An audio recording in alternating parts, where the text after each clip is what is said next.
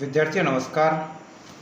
History by captain doctor Rajendra J Maan Singh, ऐतिहासिक अध्ययन और अनुसंधान की इस कक्षा में मैं कैप्टन डॉक्टर राजेंद्र कुमार पुरोहित, एसोसिएट प्रोफेसर, गवर्नमेंट डूंगर कॉलेज बीकानेर, आप सभी का हार्दिक स्वागत और अभिनंदन करता हूँ। विद्यार्थियों, मेरी आज की कक्षा महाराजा गंगा सिंह विश्वविद्यालय बीकानेर के BA पार्ट प्रथम वर्ष के विद्यार्थियों के लिए है और अध्ययन और अनुसंधान की श्रृंखला के अंतर्गत विद्यार्थियों, आज मैं आपसे बात करूंगा एक ऐसे टॉपिक के बारे में जिसके बारे में मैंने पिछले हफ्ते में आपको कुछ जानकारी दी थी। विद्यार्थियों, जैसा कि आपको विदित होगा कि उसी क्रम को आगे बढ़ाते हुए जहाँ मैंने पीछे छोड़ा था, आज मैं आपसे बात करूंगा मौर्य साम्राज्य के बारे में। विद्यार्थियों, मौर्य साम्राज्य के अध्ययन के स्रोत और मौर्यों की उत्पत्ति संबंधी जो विविध मत मौजूद है और पुराणों के हिसाब से, बौद्ध अनुश्रुतियों के हिसाब से और अभिलेखों के हिसाब से मौर्यों की उत्पत्ति के बारे में इतिहासकारों ने जो अलग अलग मत व्यक्त किए थे, उन सभी के बारे में मैंने इससे पिछली कक्षाओं में आपको विस्तृत जानकारी प्रदान की थी। आइए विद्यार्थियों, आज हम उससे आगे से बात करेंगे और मैं आपको मौर्य साम्राज्य से जुड़ी हुई कुछ महत्वपूर्ण बातों के बारे में जानकारी दूंगा कि किस प्रकार से चंद्रगुप्त मौर्य के नेतृत्व में भारत ने, जैसा कि इतिहासकार जस्टिन के शब्द में अगर कहे तो जैसा कि जस्टिन ने लिखा है कि सिकंदर के जाने के कुछ समय बाद ही भारतीय जातियों ने, भारतीय राज्यों ने यूनानी दास्ता का जुआ अपने कंधे से उतार फेंका और इस दास्ता के जुए को उतार फेंकने का श्रेय या जिस व्यक्ति के नेतृत्व में यह यूनानी बस प्रभाव को हिंदुस्तान से बाहर निकालने की कोशिश की गई थी, यह अभियान जिस व्यक्ति के निर्देशन में हुआ वह व्यक्ति कुछ और नहीं बल्कि चंद्रगुप्त मौर्य था। चंद्रगुप्त मौर्य ने अपने ब्राह्मण प्रधानमंत्री चाणक्य या कौटिल्य की मदद से हिंदुस्तान में पहले यूनानी प्रभाव को खत्म किया और उसके बाद में गंगा घाटी के शक्तिशाली शासक और नंद वंश के अंतिम शासक धनानंद को, जिसे कि यूनानी साहित्य में अग्निमीज के नाम से संबोधित किया है, उसको परास्त किया है।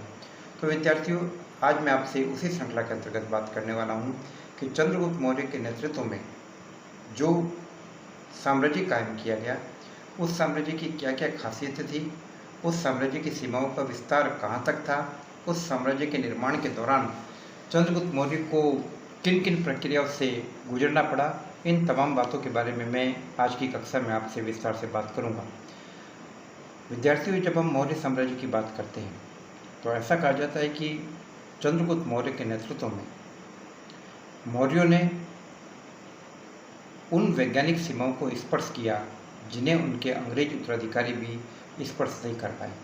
कहने का मतलब ये था कि अफगानिस्तान के क्षेत्र एरिया यानी हिरात, एराकोसिया, कंधार, गेड्रोसिया, बलूचिस्तान और पेरोपनेस्ती हिंदुकुश घाटी, ये वो क्षेत्र थे जहाँ चंद्रगुप्त मौर्य ने अपना प्रभाव कायम किया और इन क्षेत्रों को मौर्य साम्राज्य की सीमाओं में शामिल किया। तो यह एक प्रकार की वैज्ञानिक सीमाएं थी। इसके अलावा मौर्य साम्राज्य के बारे में जानकारी देते हुए प्रसिद्ध इतिहासकार राधा कुमुद मुखर्जी ने लिखा है कि चंद्रगुप्त मौर्य के नेतृत्व में कायम मौर्य साम्राज्य भारतीय इतिहास की एक महत्वपूर्ण घटना है और ये घटना और भी ज़्यादा महत्वपूर्ण इसलिए बन जाती है कि जिन परिस्थितियों में यह साम्राज्य कायम किया गया वो परिस्थितियाँ सामान्य नहीं थी।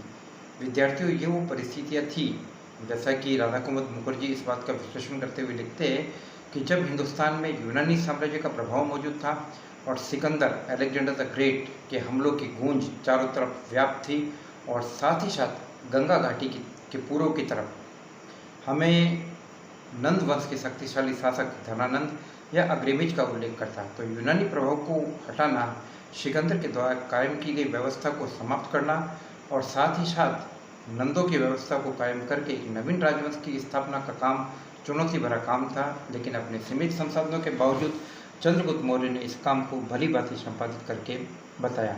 इसी प्रकार इतिहासकार V.A. स्मिथ, जिन्होंने early history of the India नाम से पुस्तक लिखी थी, हालांकि V.A. स्मिथ के बारे में मैं आपको बता दूं कि V.A. स्मिथ उन इतिहासकारों में से एक है जिन्हें हिंदुस्तान के साम्राज्यवादी इतिहासकारों की श्रेणी में शामिल किया जा सकता है। ये वो इतिहासकार थे जिन्होंने यूरोप के इतिहास की भारतीय इतिहास के ऊपर वरिष्ठता साबित करने की कोशिश की। और यूरोपीय इतिहास को ज़्यादा ऑथेंटिक बताया। तो खुद इतिहासकार विंसेंट स्मिथ लिखते हैं कि चंद्रगुप्त मौर्य के साम्राज्य के साथ ही, चंद्रगुप्त मौर्य के नेतृत्व में मौर्य साम्राज्य की स्थापना के साथ ही भारतीय इतिहास का चित्र जो पहले धुंधला था वो कुछ साफ साफ होने लगता है। और सबसे महत्वपूर्ण बात यह कि मौर्यों के आगमन के साथ ही हिंदुस्तान का तिथि क्रम भी स्पष्ट रूप से जाहिर होने लगता है, क्योंकि चंद्रगुप्त मौर्य सिकंदर के राजदूत सेल्यूकस द निकेटर, जो बाद में सिकंदर के भारतीय साम्राज्य का उत्तराधिकारी बना और बाद में चंद्रगुप्त मौर्य ने उसके साथ संघर्ष किया और समझौता भी किया। उस समझौते और संघर्ष की बात मैं आपको बाद में बताऊंगा। तो ऐसा कहा जाता है कि सेल्यूकस द निकेटर वो सिकंदर का जो ये सेनापति था वह चंद्रगुप्त मौर्य का समकालीन था, और साथ ही साथ सेल्यूकस का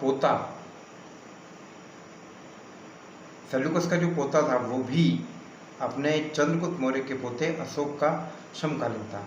तो कहने का मतलब है कि भारतीय इतिहास के तिथि क्रम निर्धारण में मौर्य साम्राज्य की स्थापना के साथ ही काफ़ी हद तक हमें महत्वपूर्ण मदद मिल रही है। तो कहने का मतलब ये कि मौर्य साम्राज्य अपने आप में कई खासियतों और कई विशेषताओं को शामिल किए हुआ था। तो आइए अब हम चंद्रगुप्त मौर्य के बारे में बात करते हैं और उन तमाम बातों को समझने की कोशिश करते हैं जिसके तहत यह साम्राज्य का निर्माण संभव हुआ। तो जब भी मौर्य साम्राज्य के इतिहास की बात की जाती है तो चाणक्य के बगैर मौर्य साम्राज्य का इतिहास अधूरा माना जाता है। और ऐसा कहा जाता है कि चाणक्य वो व्यक्ति था जिसने कि चंद्रगुप्त मौर्य की प्रतिभा को समझा। चंद्रगुप्त मौर्य के बारे में बौद्ध अनुश्रुति और बौद्ध विवरणों से पता चलता है कि उसके पिता ने अत्यंत विकट अवस्था में, परेशानी की अवस्था में उसकी माता को छोड़ दिया और उसके बाद उसकी माता ने पाटलिपुत्र में एक चरवाहे के यहाँ, एक गौपालक के यहाँ शरण ली और वहीं पर चंद्रगुप्त मौर्य का जन्म हुआ। जब चंद्रगुप्त मौर्य कुछ बड़ा हुआ तो गौपालक ने इसे शिकारी को बेच दिया और वह शिकारी के पास ही रहने लगा। इसी बीच कहते हैं कि चाणक्य ने चंद्रगुप्त मौर्य को देखा जब वह एक खेल खेल रहा था जिसका नाम था राजकिलम।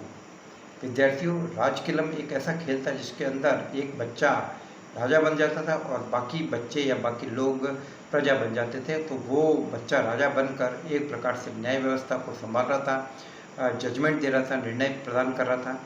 तो चाणक्य ने जब ये देखा कि एक बालक जो कि चंद्रगुप्त मौर्य था, वो बालक बखूबी एक राजा के कर्तव्य का सही ढंग से निर्वहन कर रहा है और उन बच्चों के साथ जिसको उसने प्रजा बना रखा है उनके साथ पूरा का पूरा न्याय कर रहा है, तो चाणक्य को लगा कि इस बालक के अंदर सम्राट बनने की योग्यता है, राजा बनने की योग्यता है और ये मेरे मकसद को पूरा करने में काफ़ी उपयोगी हो सकता है। तो उसने 1000 कासार्पण में उस बच्चे को शिकारी से खरीद लिया, चंद्रगुप्त मौर्य को। तो अभी मैंने बात की कि चंद्रगुप्त चाणक्य ने कहा कि ये मेरे मकसद को पाने में महत्वपूर्ण हो सकता है। तो विद्यार्थियों, प्रश्न ये पैदा होता है कि चाणक्य का क्या मकसद था। चाणक्य के बारे में हमें बहुत सारी जानकारी बहुत स्रोतों से भी मिल रही है, ब्राह्मण ग्रंथों से भी मिल रही है और उन तमाम बातों से ये जानकारी मिलती है कि चाणक्य के पिता का निधन बचपन में ही हो गया था और बचपन से ही चाणक्य कुशाग्र बुद्धि का था। तो एक बार एक ज्योतिषी आया और उसने चाणक्य को देखा और उसकी माँ को कहा कि यह बच्चा भविष्य में होकर बड़ा राजा बनेगा। तो उसकी माँ बड़ी दुखी हुई और बाद में जब चाणक्य बड़ा हुआ तो उसकी माँ पुरानी बातों को याद करके रोने लगे। तो चाणक्य ने अपनी माँ से पूछा कि माँ क्या बात है। उसने कहा कि बेटा, बोले तुम मेरे एक ही बेटे हो और अगर तुम राजा बन गए तो फिर बूढ़ी माँ की देखरेख कौन करेगा। तो चाणक्य को ज्योतिषी के बारे में पता पड़ा और चाणक्य ने अपनी माँ से पूछा कि ज्योतिषी ने क्या कहा। तो ज्योतिषी ने कहा कि तुम्हारे बड़े जो दांत थे वो तुम्हें राजा बनाएंगे। तो चाणक्य ने अपने आगे के कुछ दांतों को तोड़ दिया। तो बाद में वो ज्योतिषी फिर आया और ऐसा कहा जाता है कि उसने कहा कि ठीक है, तुम राजा तो नहीं बनोगे लेकिन बड़े बड़े राजाओं को बनाने वाले साबित होंगे, तुम किंग मेकर साबित होंगे। तो इस प्रकार की बहुत सारी बातें विद्यार्थियों साहित्य में मिलती है और चूंकि यह एक प्रकार की परंपरा है कि इस प्रकार की बहुत सारी बातें लोक परंपरा और किंवदंतियों के अंदर सुरक्षित चली आ जाती है, तो इनकी ऐतिहासिकता की पुष्टि पूरी तरीके से नहीं की जा सकती, लेकिन जो जानकारी मिल रही है उस जानकारी के हिसाब से जानकारी आपको दी जा रही है। तो चाणक्य ने तक्षशिला से ज्ञान, विज्ञान और दर्शन की शिक्षा प्राप्त की थी और उसके बाद वो मगध आया। तो मगध में घनानंद के दरबार में महापंडित की जो कुर्सी होती है, जो सबसे विद्वान व्यक्ति के लिए होती है, तो चूंकि चाणक्य को अपनी योग्यता का पूरा विश्वास था तो वो उस कुर्सी पर बैठ गया। चाणक्य कहते हैं कि शक्ल से काला था, कुरूप था, और धनानंद ने जब उसे देखा तो उसे अपमानित करके वहाँ से निकाल दिया। तो चाणक्य ने यह प्रतिज्ञा की कि जब तक मैं अपने अपमान का बदला नहीं लूँगा तब तक मैं अपनी शिखा नहीं बांधूंगा, और उसने नंद वंश का समूल नाश करने का संकल्प लिया। और इस उद्देश्य के लिए उसको एक उपयुक्त पात्र चाहिए था, जो कि उसे चंद्रगुप्त मौर्य के रूप में मिल गया। तो विद्यार्थियों, मैंने अभी आपसे मौर्य साम्राज्य के बारे में कुछ बात की। अध्ययन की इस श्रृंखला के अंतर्गत अगले भाग के अंतर्गत मैं आपको बात करूंगा कि किस प्रकार से चंद्रगुप्त मौर्य ने चाणक्य की मदद से हिंदुस्तान में यूनानी गणराज्यों का उन्मूलन किया और नंदों का अंत करके, नंद साम्राज्य का, धनानंद का अंत करके एक नवीन मौर्य साम्राज्य की स्थापना की। तब तक आप अपना ध्यान रखिए, अध्ययन कीजिए, स्वस्थ रहिए, और किसी प्रकार की कोई दिक्कत हो तो मेरे से व्हाट्सएप नंबर 9928482295 पर आप बात कर सकते हैं। जय भारत, जय हिंद।